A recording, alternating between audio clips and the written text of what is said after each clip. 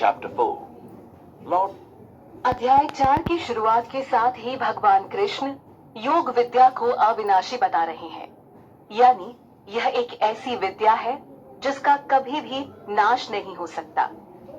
दूसरे और तीसरे अध्याय में भगवान ने अर्जुन को कर्म योग और ज्ञान योग के बारे में बताया, और अब यहाँ अर्जुन से बोलते हैं कि इस योग विद्या का ज्ञान मैंने सबसे पहले सूर्य देव विवस्वान को दिया था। उसके बाद सूर्य देव ने इस ज्ञान को आगे अपने पुत्र मनु को दिया, और मनु ने इस ज्ञान को आगे अपने पुत्र इक्ष्वाकु को दिया। इस तरह यह योग विद्या चलती आ रही है, जिसे देने वाले स्वयं भगवान श्री कृष्ण हैं। भगवान अर्जुन को कहते हैं कि हे परंतप, एक परंपरा के अंतर्गत होकर इस योग को राजर्षियों द्वारा जाना व समझा गया था, लेकिन एक लंबा समय बीत जाने के बाद देखा जा सकता है कि आज के समय में यह ज्ञान लुप्त हो गया है। यह कहना गलत नहीं होगा कि जिस परंपरा के अंतर्गत यह ज्ञान श्री कृष्ण से होता हुआ सूर्य देव को मिला और उसके बाद अन्य राजर्षियों को मिला, अब वो परंपरा टूटी है, जिस कारण आज का व्यक्ति इस योग पद्धति से अनजान हो गया है। भगवान कृष्ण ने इस योग के लिए पुरातन शब्द का प्रयोग किया है, यह बताने के लिए कि यह काफी पुराना है, प्राचीन है। यह ज्ञान कोई अचानक पैदा नहीं हुआ और ना ही यह सिर्फ कुछ साल पुराना है। इसकी गणना कर पाना एक आम व्यक्ति के लिए मुश्किल है। इस श्लोक में भगवान अर्जुन को अपना भक्त होने के साथ साथ प्रिय मित्र भी बता रहे हैं। अब वो अर्जुन को भी यह पुरातन ज्ञान बताना चाह रहे हैं, क्योंकि यह एक बड़ा रहस्य है, साथ ही उत्तम योग भी है। अगर भगवान स्वयं इस योग को उत्तम बता रहे हैं, तो इसमें कोई संदेह नहीं हो कि एक आम व्यक्ति को भी इसका पालन अवश्य करना चाहिए। अर्जुन के समान सबको इस रहस्य को समझने की जरूरत है, लेकिन यह ज्ञान हर किसी के सामने उजागर नहीं हो पाता। यहाँ अर्जुन ने भगवान कृष्ण से बड़ा अच्छा सवाल पूछा। श्री कृष्ण की बात सुन यह सवाल तो एक आम व्यक्ति के मन में भी अवश्य पैदा होता, और वो सवाल है कि आखिर अर्जुन कैसे मान ले कि श्री कृष्ण ने ही योग का ज्ञान सूर्यदेव को दिया, क्योंकि सूर्यदेव का जन्म तो बहुत पुराना है। तो यह भला कैसे हो सकता है कि सृष्टि के प्रारंभ में भगवान कृष्ण ने सूर्यदेव को यह ज्ञान दिया? श्री कृष्ण का समय आज से 5000 पूर्व माना गया है। युद्ध स्थली पर अर्जुन यही जानना चाहते हैं कि आप तो इस काल में जन्मे हो, जबकि सूर्यदेव विवस्वान का जन्म तो काफी पुराना है। अर्जुन भगवान या उनकी योग्यता पर संदेह नहीं कर रहे हैं, अपितु उनके द्वारा कही बात को बस अच्छे से समझ लेना चाहते हैं, ताकि जब यह ज्ञान आगे बढ़कर नई पीढ़ी तक पहुंचे तो अज्ञानी लोग इस बिंदु को लेकर भ्रमित ना हो, वो भी इसके तात्पर्य को अच्छे से समझ सकें। हालांकि आज के समय में कई नास्तिक लोग हैं जो पूर्ण रूप से ही ईश्वर को नहीं मानते, तो ऐसे लोगों के बारे में कहना ही क्या। अर्जुन का सवाल तो ऐसे लोगों के लिए ही था जो भगवान की बात को जरा और अच्छे से समझ लेना चाहते हैं।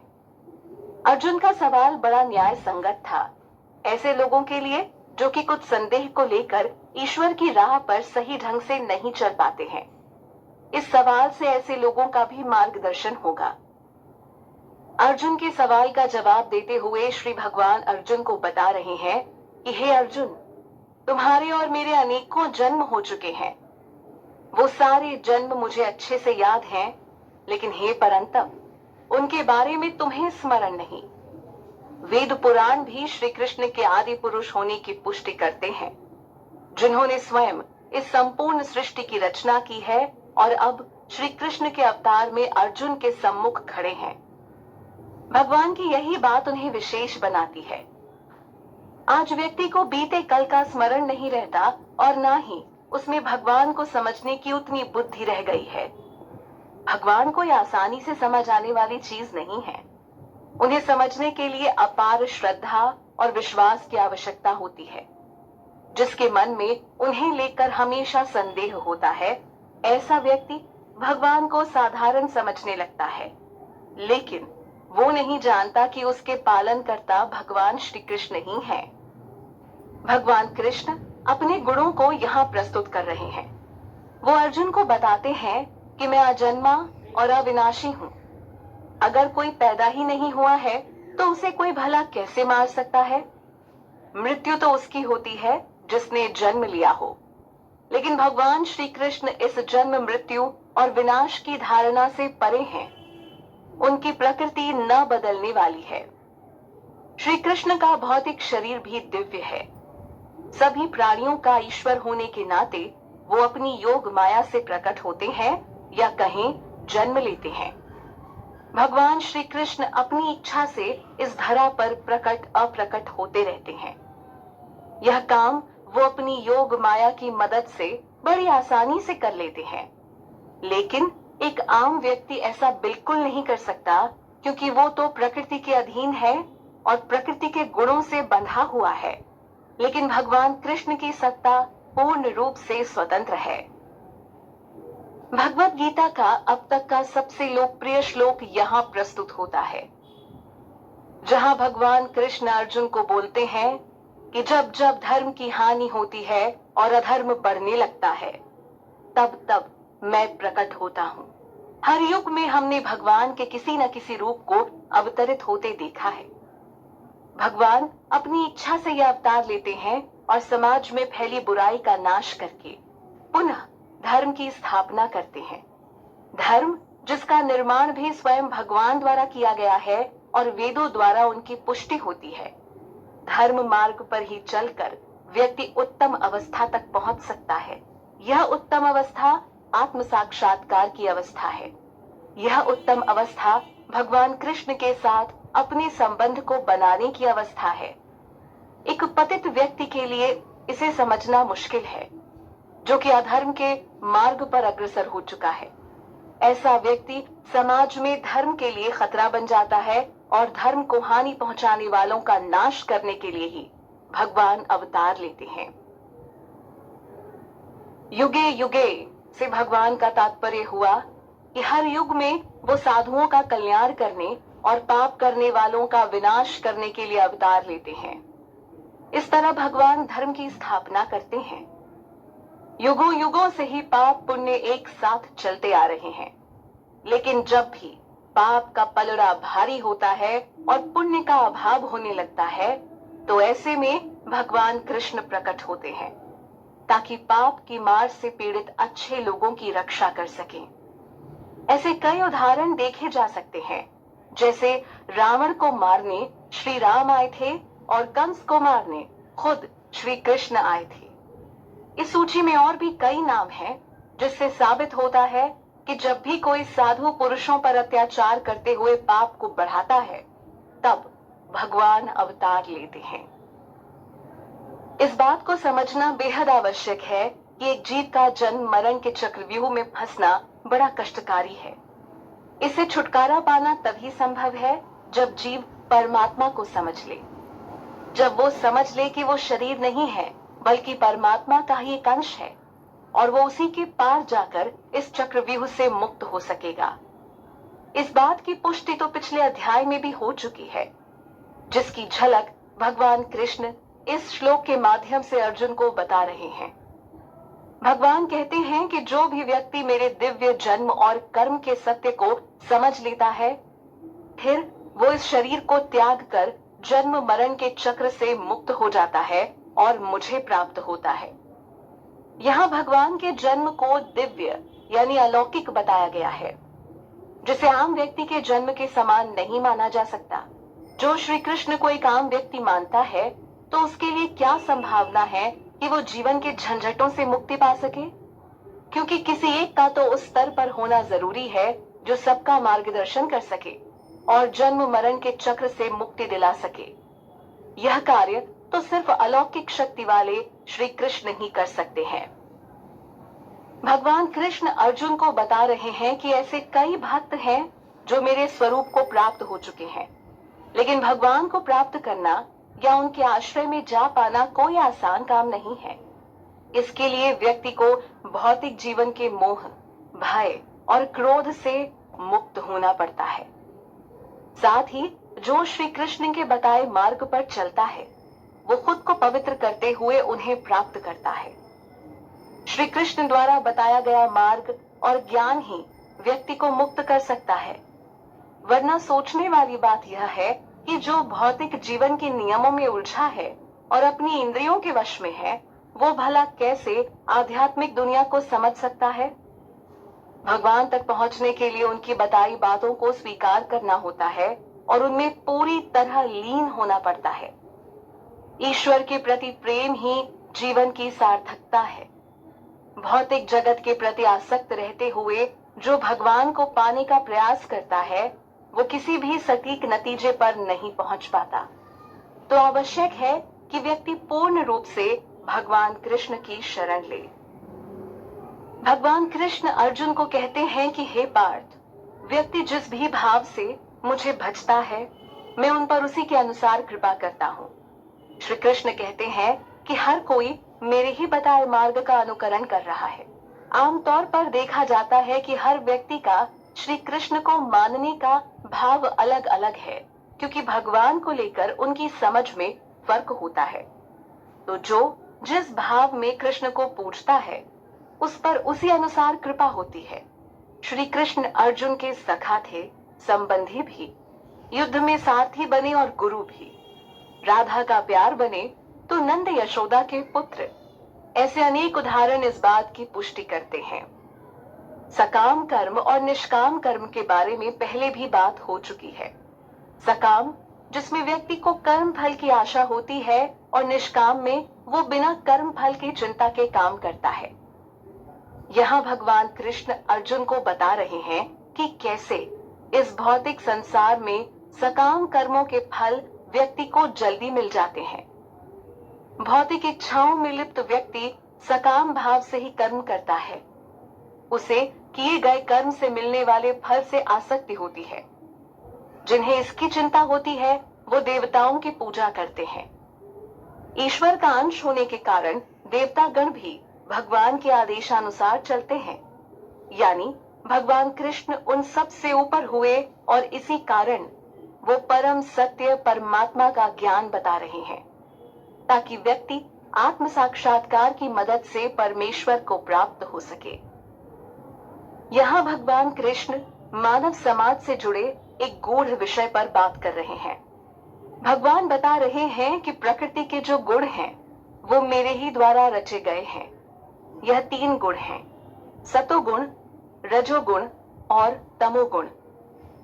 व्यक्ति का हर कर्म इन्हीं 3 गुणों से प्रभावित होता है, यानी वो इन्हीं के प्रभाव में कर्म करता है। गुण और कर्म के आधार पर ही भगवान द्वारा समाज में 4 वर्ण रचे गए थे, जो कि ब्राह्मण, क्षत्रिय, वैश्य और शूद्र हैं।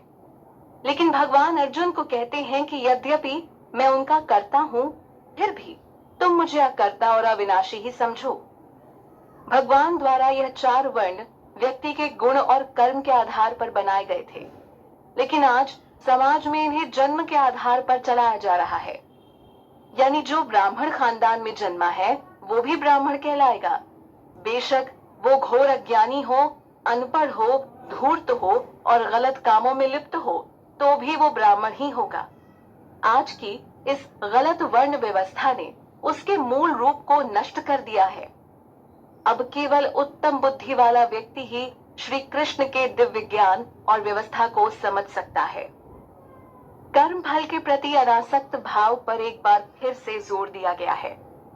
जब व्यक्ति सिर्फ अच्छे तरीके से अपना कर्म करता है और उससे मिलने वाले फल की चिंता नहीं करता, तो यही सबसे उत्तम अवस्था होती है। भगवान कृष्ण अर्जुन को बता रहे हैं कि मेरे ऊपर किसी भी कर्म का कोई प्रभाव नहीं पड़ता, क्योंकि कर्म फल के प्रति मेरी कोई रुचि या कामना नहीं होती है। जो भी मेरे इस मूल तत्व को समझ गया, वो कर्मों के बंधन में कभी नहीं बंधता।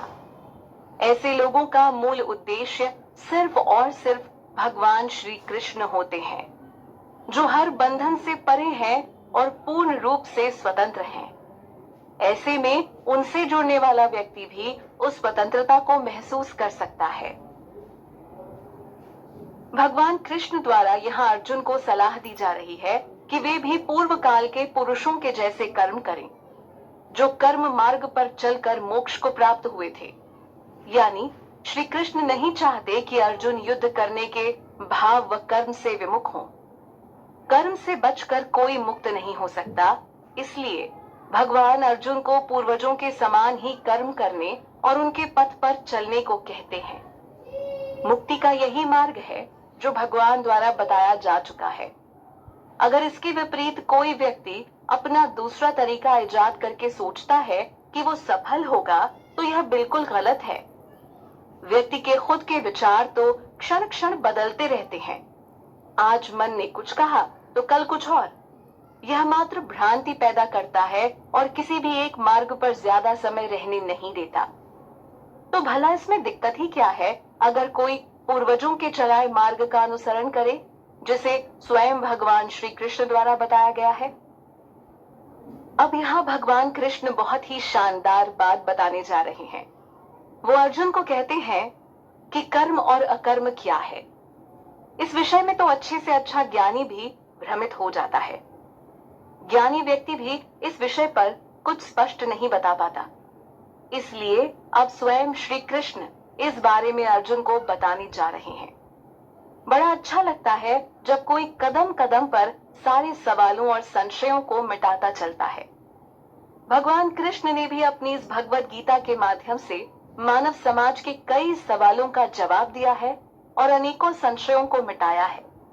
इसका हर एक अध्याय ज्ञान से भरपूर और मन को संतोष देने वाला है।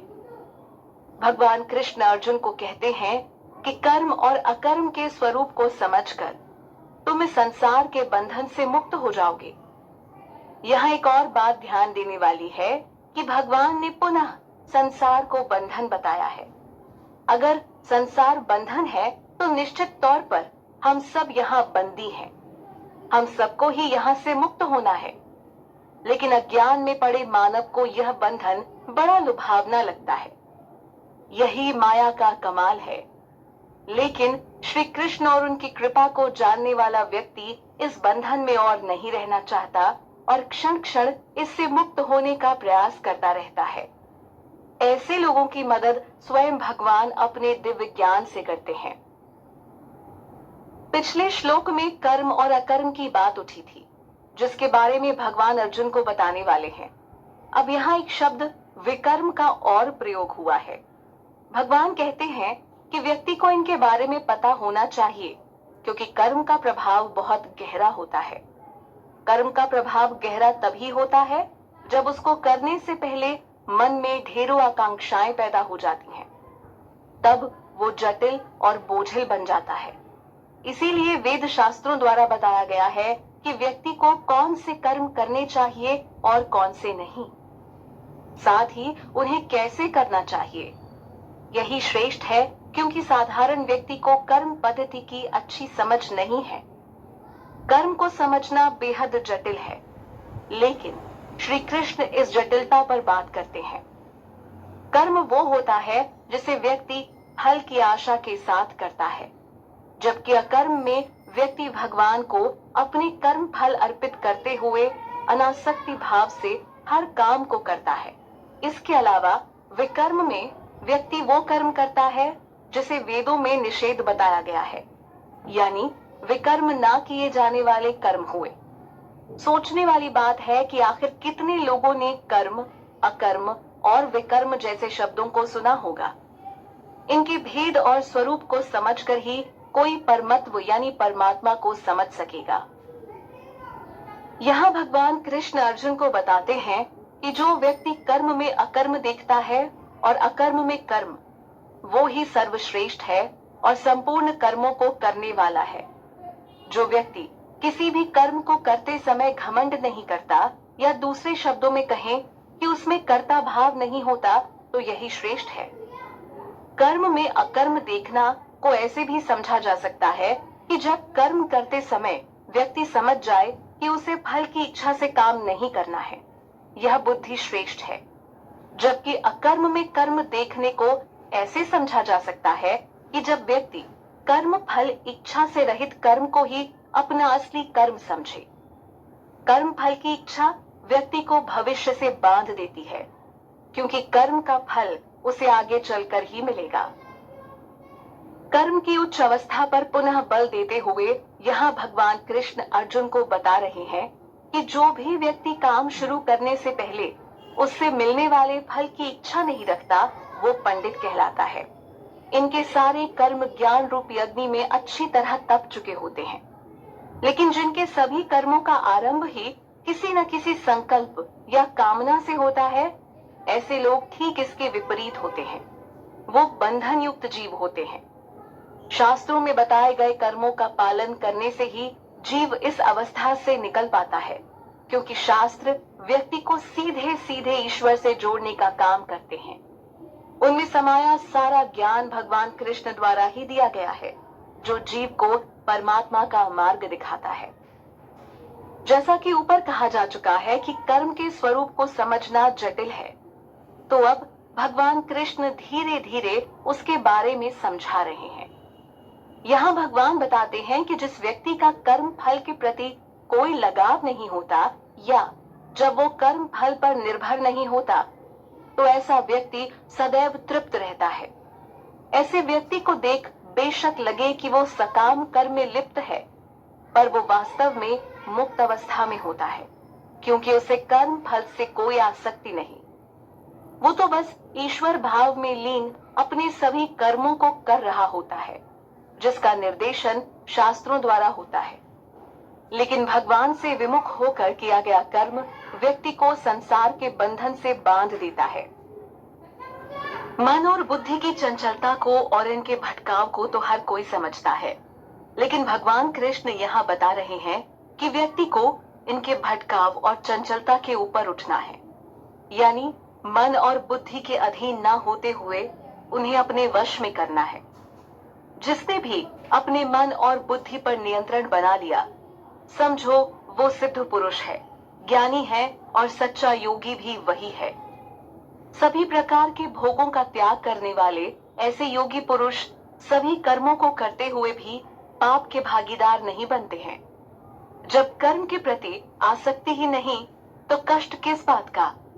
आसक्ति, मोह, इच्छा, यही सब तत्व तो मन और बुद्धि को भटकाने का काम करते हैं। जब किसी व्यक्ति में यह सब भाव होंगे ही नहीं, तो उसे दूसरी कोई भी चीज विचलित नहीं कर सकती है। ऐसी स्थिति पर ही तो सबको आना है। भगवान कृष्ण सिर चकरा देने वाली बातें बता रहे हैं।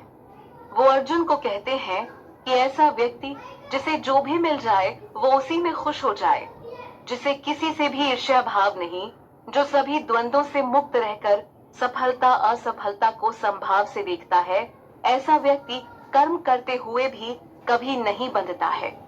यानी व्यक्ति को मुक्त अवस्था तक पहुंचने के लिए इन सब बातों का ध्यान रखना होता है। आज तो हाल यह है कि व्यक्ति सबसे पहले कर्म फल के बारे में विचार करता है और उसके बाद जाकर लक्ष्य पाने की योजना बनाता है, और इस पूरे सफर के दौरान एक पल के लिए भी कर्म फल का ध्यान मन से नहीं उतारता। इस तरह मोक्ष पर बात हुई है, जिसका कारण है कि श्रवण ज्ञान प्राप्त करने का मूल आधार है।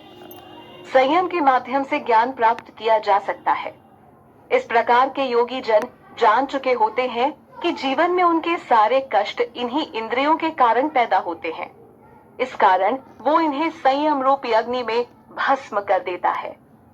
तो बहुत से लोग ठीक इसका उल्टा करते हैं। वो इंद्रिय रूपी अग्नि में अपने सभी इंद्रिय विषयों की आहुति देते हैं। हर काम को इंद्रिय सुख के लिए करते हैं और इंद्रिय विषयों के बारे में सोचकर ही वो जीवन में उलझा रहता है। योगी जन के गुणों की व्याख्या यहाँ भी हो रही है। भगवान द्वारा बताया जा रहा है कि कैसे एक योगी जन आत्म संयम योग की अग्नि में अपनी संपूर्ण इंद्रियों के साथ साथ प्राणों की क्रियाओं की आहुति दे देता है, यानी वो उन्हें आत्म संयम की अग्नि में त्याग देता है, जो कि ज्ञान से प्रकाशित होती है। योग की मदद से चंचल इंद्रियों को शांत किया जा सकता है, जो कि एक बहुत पुरानी पद्धति है। समाधि अवस्था में आकर एक मुनि योगी प्राणों की क्रिया को रोक सकता है। ज्ञान को एक बड़ा तत्व बताया गया है, जो कि व्यक्ति को सही राह दिखाता है। ज्ञान ही तो है जो व्यक्ति को भौतिक कष्टों से निकाल ईश्वर की राह दिखाता है।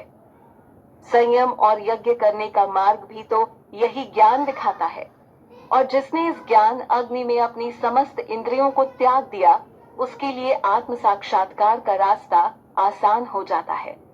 लेकिन सिर्फ इंद्रियों में लगे व्यक्ति के लिए इसकी कोई संभावना नहीं होती जब तक उसे ज्ञान न हो जाए। इस श्लोक के माध्यम से भगवान अलग अलग प्रकार के यज्ञ के बारे में बता रहे हैं। हर व्यक्ति अपने उद्देश्य या कामना के अनुसार यज्ञ करता है। जैसा कि कुछ द्रव्य रूप में यज्ञ करते हैं। द्रव्य से तात्पर्य हुआ व्यक्ति का कोई सामान, वस्तु या पदार्थ।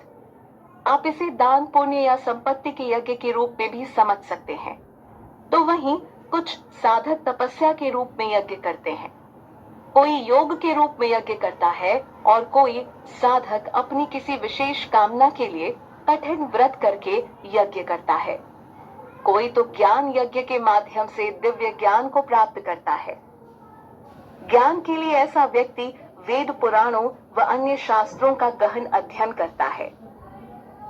योगी जनों में कुछ तो ऐसे भी होते हैं जो अपान वायु में प्राण वायु को रोक देते हैं और प्राण वायु में अपान वायु को रोक देते हैं।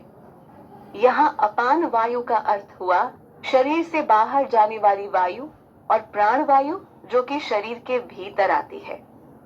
कई योगी साधु तो इस अपान और प्राण वायु को रोककर समाधि की स्थिति में आ जाते हैं। उन्हें सांसों की गति को रोककर प्राणायाम करना आता है, क्योंकि उनका इन पर पूरा नियंत्रण होता है। एक आम व्यक्ति शरीर के अंदर बाहर जाने वाली वायु पर ध्यान देना जरूरी नहीं समझता है, क्योंकि उसके लिए यह हर रोज की एक क्रिया है जो स्वतः ही हो रही है। तो उसके लिए इस प्रकार का यज्ञ करना संभव नहीं। यज्ञ, योग, साधना या प्राणायाम को आत्म साक्षात्कार के उद्देश्य से प्रकट किया गया था। जो इसे समझ गया वह ईश्वर तत्व को भी समझ गया। जिस प्रकार अपान और प्राण वायु पर नियंत्रण करने वाले सिद्ध पुरुष की बात हुई है, उसी तरह यहाँ भी योगी जनों के एक ऐसे वर्ग की बात हुई है जो कम खाते हैं और उन्होंने अपना आहार नियमित किया हुआ है। ऐसे लोग प्राण की प्राण में आहुति देते हैं। यज्ञ का उद्देश्य इंद्रियों को नियंत्रण में रखना होता है। ये सभी साधक वो हैं जिन्हें यज्ञों के बारे में पता है, और इसी की मदद से वो पापों का नाश कर पाते हैं। पिछले अध्याय में भी भगवान अर्जुन को कई बार बुद्धि को स्थिर करके सिर्फ कर्म करने की सलाह देते हैं। श्री कृष्ण मन की अस्थिरता का कारण बताते हैं और इसका समाधान भी। इंद्रियों की चंचलता ही मन का भटकाव है, इसीलिए इंद्रियों के प्रति व्यक्ति की आसक्ति को मिटाने के लिए यहाँ यज्ञ के लिए कर्म करने की सलाह दी जा रही है। तो ऐसे योगी जन प्राण की प्राण में आहुति देकर अपनी इंद्रियों को संयमित करते हैं और ईश्वर तत्व को प्राप्त करते हैं। भगवान इस बात को उजागर करते हैं कि आखिर ऐसे योगी जन किस प्रकार एक आम व्यक्ति से अलग हैं और यज्ञ करके उनको क्या परिणाम मिलता है। भगवान बताते हैं कि हे कुरुश्रेष्ठ, ऐसे योगी जन त्याग और अर्पण से मिले फल रूपी अमृत को चखकर सनातन परम ब्रह्म यानी परमात्मा को प्राप्त होते हैं। इसके विपरीत जो यज्ञ नहीं करता उसको यह लोक भी नहीं मिलता। तो ऐसे में परलोक मिलने की बात पर क्या कहा जा सकता है। एक आम व्यक्ति जो विषयों के प्रति आसक्ति रखते हुए हर कर्म करता है, उसका अगला जन्म क्या होगा इसका फैसला प्रकृति करती है, क्योंकि व्यक्ति प्रकृति के 3 गुणों द्वारा ही नियंत्रित होता है। तो इस प्रकार व्यक्ति 84 लाख योनियों में भटकता रहता है। विषयों से आसक्ति के साथ वो परम ब्रह्म को नहीं पा सकता, लेकिन ज्ञान व यज्ञ से ईश्वर मार्ग को खोजा जा सकता है, जैसे कि योगी जन करते हैं। भगवान कृष्ण ने ऊपर सिर्फ कुछ ही यज्ञों के बारे में बताया, और यहाँ कहते हैं कि ऐसे ही अनेक और यज्ञ हैं जिनका वर्णन वेदों में विस्तार से हुआ है। यह व्यक्ति के विभिन्न प्रकार के कर्मों से उत्पन्न होते हैं। इन यज्ञों को व्यक्ति अपने शरीर, इंद्रिय और मन के अनुसार संपन्न कर सकता है। वेदों में यज्ञों की ऐसी ही व्यवस्था बताई गई है जिसे भौतिक धरातल पर फंसा व्यक्ति भी करके ज्ञान मार्ग पर आ सकता है और आखिरकार परम ब्रह्म को प्राप्त होने योग्य बन सकता है। यज्ञ करने से ही व्यक्ति को उसके कर्म बंधन से मुक्ति मिल सकती है। कई प्रकार के यज्ञों की चर्चा ऊपर हुई है। उन्हीं में से एक द्रव्यमय यज्ञ है, जिसका अर्थ किसी सामान, वस्तु या पदार्थ से है जिनका एक सांसारिक आधार होता है। व्यक्ति इसी सांसारिक स्तर पर न रह जाए, इसीलिए इसकी तुलना में ज्ञान यज्ञ को भगवान द्वारा श्रेष्ठ बताया गया है। व्यक्ति को जब तक भौतिक सुख मिलते हैं वो उन्हीं में लिप्त रहता है। ऐसे में दिव्य ज्ञान की आवश्यकता होती है जो उसे परमात्मा से परिचित करवा सके। भगवान कृष्ण अर्जुन को कहते हैं कि क्योंकि हे पार्थ, सारे कर्म तत्व ज्ञान में समाप्त हो जाते हैं, या दूसरे शब्दों में कहें तो सारे कर्म ज्ञान में समाहित हो जाते हैं।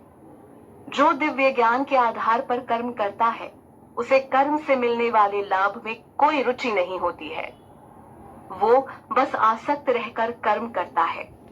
वैसे भी मनुष्य के बंधन का कारण उसकी अज्ञानता ही तो है, जिसके चलते हर यज्ञ का एक ही प्रयोजन है, वो है व्यक्ति को ब्रह्म ज्ञान से मिलवाना, ताकि वो जीवन के कष्टों और जन्म मृत्यु के चक्र से मुक्त हो जाए। परम तत्व या ब्रह्म को व्यक्ति मात्र अपनी बुद्धि के बल पर नहीं समझ सकता। भगवान कृष्ण ने अध्याय की शुरुआत में बताया है कि कैसे उन्होंने योग विद्या का ज्ञान सबसे पहले सूर्य देव विवस्वान को दिया था। उसके बाद एक गुरु परंपरा के अंतर्गत ज्ञान को आगे तक पहुंचाया गया, लेकिन गुरु परंपरा टूटने के कारण श्री कृष्ण ने उस ज्ञान को पुनः अर्जुन के सामने प्रस्तुत किया। इस श्लोक के माध्यम से भी श्री कृष्ण अर्जुन को समझा रहे हैं कि वो इस परम तत्व को समझने के लिए एक तत्वज्ञानी महापुरुष के पास जाएं, उनको नमन करें, सेवा भाव दिखाएं और विनती पूर्वक उनसे सवाल करें। तब वो तत्व ज्ञान का उपदेश देंगे और इस ज्ञान से ही आत्म साक्षात्कार का मार्ग मिल सकता है। पहले अध्याय में हमने देखा और सुना कि कैसे अर्जुन अपने सखा संबंधियों को अपने सामने देख मोह से घिर गए और युद्ध करने का विचार छोड़ अपने रथ पर निराशा भाव से बैठ गए। क्या यह उचित था? क्या यही युद्ध भूमि की मांग थी? क्या यही धर्म की मांग थी? नहीं, बिल्कुल नहीं। अगर भगवान कृष्ण ने अर्जुन को ज्ञान नहीं दिया होता तो आज हर कोई उनके पद चिन्हों पर चल रहा होता, क्योंकि अर्जुन के जैसे ही भाव तो हर व्यक्ति के मन में आते जाते रहते हैं। मोह से ग्रस्त व्यक्ति अपने कर्तव्यों को सही ढंग से नहीं कर पाता, जिसके चलते ही भगवान ने पिछले श्लोक में अर्जुन को तत्वज्ञानी महापुरुष के पास जाकर विनम्र भाव से ब्रह्म ज्ञान लेने को कहा था। जिस परम तत्व को जानकर वो दोबारा कभी मोह में नहीं पड़ेगा और इस ज्ञान के बाद ही वो जान सकेगा कि हर जीव भगवान का अंश है, और फिर वो सबको आत्म स्वरूप में ही देखेगा। आत्म स्वरूप यानी आत्मा का ज्ञान होने पर व्यक्ति फिर शरीर के नष्ट होने से जुड़े दुख से बाहर आ जाता है। वो अपने शाश्वत होने को मान लेता है। बस यही तो समझने की आवश्यकता है। ज्ञान की महिमा का वर्णन यहाँ भी मिलता है और पहले भी ज्ञान यज्ञ को द्रव्यमय यज्ञ से बेहतर बताया जा चुका है। इस श्लोक में भगवान कृष्ण अर्जुन को कहते हैं कि अगर तुम सभी पापियों में सर्वाधिक पापी भी हुए तो क्या, इस ज्ञान रूपी नौका में बैठकर संपूर्ण पाप सागर को पार कर सकते हो। यही ज्ञान की शक्ति है कि वो बुरे से बुरे व्यक्ति का भी भला कर सकती है। एक आम व्यक्ति जो अपनी अज्ञानता के कारण एक लंबे काल तक दुख भरा जीवन बिताता है और सोचता है कि अब यही दुख उसका अंत भी है, तो ऐसा नहीं है। वो व्यक्ति ज्ञान पाकर पुनः अपने जीवन को सुख शांति से भर सकता है, वह अपना कल्याण कर सकता है। आत्मस्वरूप का ज्ञान केवल अच्छे व्यक्तियों के लिए ही नहीं दिया गया है, अपितु पापी व्यक्ति भी इसकी मदद से अपना भला कर सकता है और भगवान कृष्ण से जुड़ सकता है। यहाँ ज्ञान की तुलना अग्नि से की गई है। भगवान कृष्ण अर्जुन को समझाते हैं कि हे अर्जुन, जिस प्रकार अग्नि सभी तरह के ईंधनों को जलाकर भस्म कर देती है, ठीक उसी प्रकार ज्ञान भी सभी कर्म फलों को जलाकर भस्म कर देता है। कर्म फलों को व्यक्ति के लिए बंधन का कारण माना गया है, जबकि ज्ञान को मुक्ति का साधन माना गया है, जिसकी मदद से व्यक्ति मुक्ति मार्ग को जान सकता है। ज्ञान को सबसे महत्वपूर्ण बताया गया है क्योंकि यह व्यक्ति को सही रूप में संचालित करता है। अगर व्यक्ति को ज्ञान है कि वो रोज अपने काम पर समय से नहीं गया तो इससे उसकी नौकरी जा सकती है या वेतन में कटौती हो सकती है, तो यह ज्ञान उसे रोज समय से ऑफिस जाने को प्रेरित करेगा। अगर ज्ञान व्यक्ति को यह समझा दे कि परमात्मा तत्व ही सब कुछ है, तो भला वो क्यों व्यर्थ में अपनी इंद्रियों को खुश करने के प्रयास में लगा रहेगा। वो मोह, माया, काम व लोभ जैसे विकारों को छोड़कर सिर्फ आत्म साक्षात्कार में लग जाएगा। ज्ञान की यही महिमा है कि वो पापियों का भी उद्धार करवा देता है। भगवान कृष्ण के माध्यम से हमें पता चलता है कि ज्ञान के समान पवित्र करने वाला दूसरा कोई भी साधन नहीं है। जो कर्म योग में पूरी तरह निपुण हो जाते हैं, ऐसे सिद्ध पुरुष इस तत्व ज्ञान यानी दिव्य ज्ञान को अपनी आत्मा में ही पा लेते हैं। ज्ञान को पाने व समझने की इच्छा अगर व्यक्ति के मन में आ गई तो बस समझो वो दुनिया संसार के झंझटों से बाहर निकलने योग्य बन गया। वैसे व्यक्ति के मन में इच्छाएं तो अनेक आती हैं। उनके संबंध में व्यक्ति ज्ञान भी खूब जमा करता है, लेकिन यहाँ सिर्फ और सिर्फ दिव्य ज्ञान की बात हो रही है, जिसे आप आध्यात्मिक ज्ञान के रूप में समझें, न कि भौतिक दुनिया से जुड़ा कोई ज्ञान। भौतिक दुनिया से जुड़ा ज्ञान व्यक्ति को संसार से ही बांधता है, लेकिन ईश्वर तत्व को समझना ही सर्वश्रेष्ठ है। भौतिक धरातल पर व्यक्ति के जीवन का लक्ष्य सुख प्राप्त करना है, जिसे शांत मन से ही पाया जा सकता है। अध्याय 2 के 65वें श्लोक को याद किया जाए तो वहाँ भगवान द्वारा अर्जुन को बताया गया है कि शांति मिलने पर व्यक्ति के जीवन से दुखों का अंत हो जाता है। दुखों के अंत से खुशी का अनुभव शुरू होता है और फिर प्रसन्न चित्त व्यक्ति की बुद्धि जल्द ही स्थिर अवस्था में आ जाती है। अब यहाँ पुनः शांति की बात उठी है, आखिर वो कैसे मिले? तो भगवान अर्जुन को कहते हैं कि जो व्यक्ति श्रद्धावान और तत्पर है, साथ ही उसने अपनी इंद्रियों को वश में कर लिया है, तो वो दिव्य ज्ञान प्राप्त करता है। इसी ज्ञान से उसे फिर परम शांति मिलती है। ऊपर ज्ञानी पुरुष के गुण बताए गए हैं कि कैसे वो श्रद्धावान होने के साथ साथ ज्ञान के प्रति सदैव तत्पर रहता है। साथ ही उसने अपनी इंद्रियों को भी अपने वश में कर लिया होता है, तब जाकर कहीं वो दिव्य ज्ञान प्राप्त करने के काबिल बनता है। इसके विपरीत जो पुरुष अज्ञानी है, जिनमें बिल्कुल श्रद्धा भाव नहीं और जिनके मन में हमेशा संशय बना रहता है, ऐसे लोग नष्ट हो जाते हैं। जो लोग भगवान से जुड़ी बातें तो सुनते हैं, लेकिन उस पर विश्वास नहीं करते या उन बातों को संदेह की दृष्टि से देखते हैं, तो उनका भला कैसे कल्याण होगा? बात बात पर शंका करने वाले ऐसे लोगों को परलोक क्या, इस लोक में भी सुख नहीं मिलता है। ज्ञान प्राप्त करने के लिए वेदों शास्त्रों का मार्ग बताया गया है, जिनके अध्ययन से ही वास्तविक लाभ मिलता है। लेकिन आज के समय में एक बड़ी संख्या में लोग वेद शास्त्रों को मात्र बोझ समझते हैं, परंतु यह बोझिल नहीं, बल्कि व्यक्ति के जीवन से बोझ को हल्का करते हैं।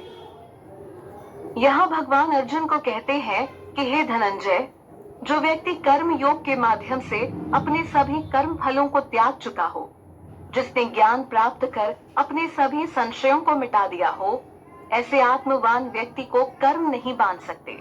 इसलिए हर व्यक्ति को शास्त्रों में लिखी बातों का पालन करना चाहिए। शास्त्रों में कई प्रकार के यज्ञों की बात हुई है, जैसे देव यज्ञ, ब्रह्म यज्ञ, ब्रह्मचर्य यज्ञ, गृहस्थ यज्ञ, इंद्रिय संयम यज्ञ, योग साधना यज्ञ, तपस्या यज्ञ, द्रव्य यज्ञ तथा स्वाध्याय यज्ञ। अगर व्यक्ति भगवत गीता में श्री कृष्ण द्वारा बताई गई बातों का भी पालन करता है, तो वो मुक्त हो जाएगा और परम आनंद को प्राप्त होगा।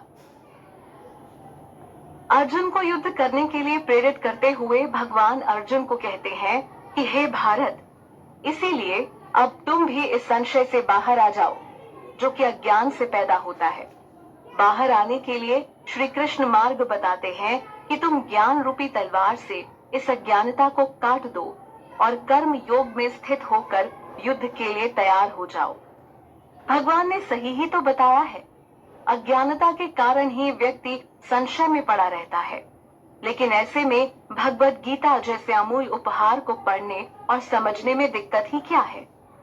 क्यों नहीं हर कोई अर्जुन के जैसे भगवान कृष्ण की शरण में जाकर दिव्य ज्ञान को प्राप्त कर लेता है?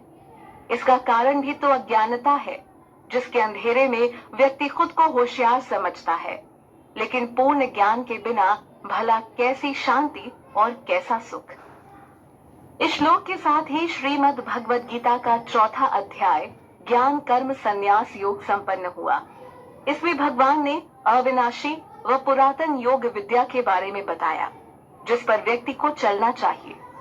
इस अध्याय में भगवान ने कर्म, अकर्म और विकर्म के भेद को बताया है।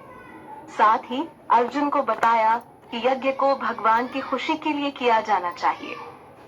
अध्याय में कई प्रकार के यज्ञों की चर्चा हुई, जैसे द्रव्यमय यज्ञ, ज्ञान यज्ञ, तप यज्ञ आदि। लेकिन भगवान ने ज्ञान यज्ञ को सर्वश्रेष्ठ बताया है, जिसकी मदद से घोर पापी व्यक्ति भी पाप सागर को पार कर सकता है।